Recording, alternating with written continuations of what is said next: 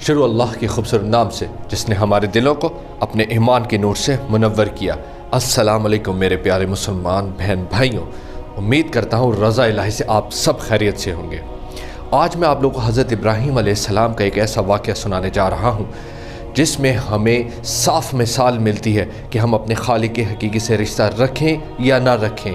لیکن وہ ہمارے سے اپنا تعلق کسی صورت نہیں توڑتا، اتنی وہ ہم سے محبت کرتا ہے۔ حضرت ابراہیم علیہ السلام کی عادت تھی کہ وہ کبھی مہمان کے بغیر کھانا نہیں کھایا کرتے تھے، اور آپ کو بتاؤں کہ جو کھانا مہمان کے ساتھ کھایا جاتا ہے اللہ تعالیٰ اس کا حساب بھی ہم سے نہیں لیں گے۔ حضرت ابراہیم علیہ السلام نے اسی طرح جب کھانے کا وقت ہوا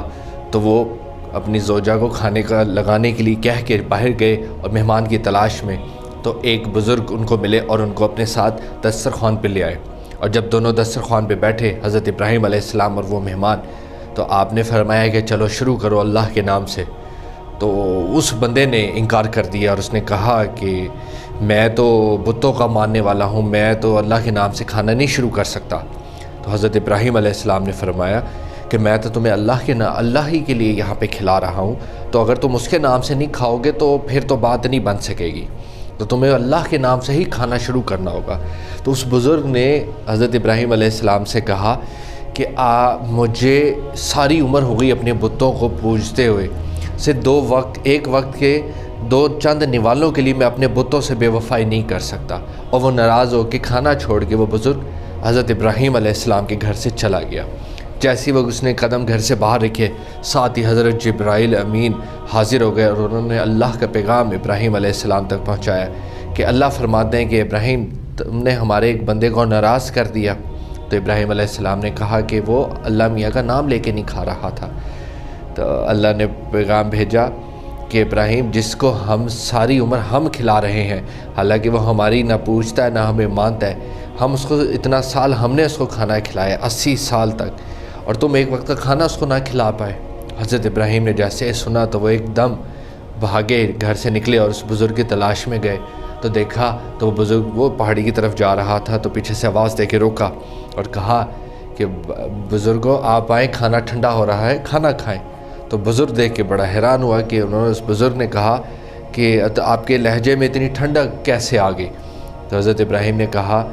کہ جس کے نام لے کے تم کھانا نہیں کھا رہے تھے اسی نے مجھے تمہارے پاس بھیجا ہے کہ میں تمہیں واپس لاؤں دسترخوان پہ اور کھانا کھلاؤں، بغیر بے شک تم اس کا نام نہ لو۔ تو وہ بزرگ حضرت ابراہیم کی یہ بات سن کے اتنا زیادہ اس کے دل پہ یہ بات اثر کر گئی کہ اس نے حضرت ابراہیم سے کہا کہ اگر تو بات یہی ہے جو تم نے کہا تو سب سے پہلے کھانے سے بھی پہلے ہماری پہلے دوستی کراؤ اس سے جس نے تمہیں ہمارے پاس بھیجا۔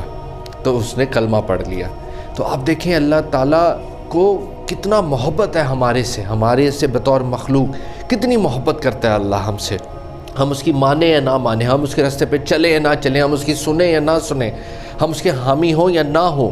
ہر حال میں وہ ہمیں اپنا ہی سمجھتا ہے۔ اور ہمارے معاشرے میں آج کیا چل رہا ہے، ہمارا کسی سے اگر وہ ہماری نہیں سنتا تو ہم اسے فارغ کر دیتے ہیں، ہماری کوئی بات نہیں مانتا ہم سے تعلق ختم کر دیتے ہیں، ٹھیک ہے، ہمارے کوئی کہے ہوئے راستے پہ نہیں چلتا تو ہم اسے گھروں سے نکال دیتے ہیں، یا ہمارے مزاج نہیں ملتے تو ہم اسے فارغ کر دیتے ہیں، ٹوٹلی ڈسون کر دیتے ہیں۔ تو آپ پہچانیں اصل ہمارا رشتہ ہمارے پروردگار سے، خالق حقیقی کے ساتھ ہے، تو اپنا رشتہ اپنے رب سے بنائیں۔ یاد رکھیں آپ اشرف المخلوقات ہیں، کسی میڈیوکرس کے بیچ میں مت پڑھیے، خود قرآن کھولیں، خود پڑھیں، خود سمجھیں۔ فزکس کی ایک فلسفی ہے فرسٹ پرنسپل اپروچ۔ اللہ نے انسان کو ایک ایسی قوت عطا کی ہے کہ وہ جو چیز چاہے اس کو حاصل کر سکتا ہے by using that first principle approach. اس کے بارے میں اگر کبھی ڈیٹیل جانا ہو تو آپ نیچے کمنٹ میں مجھ سے پوچھ سکتے ہیں۔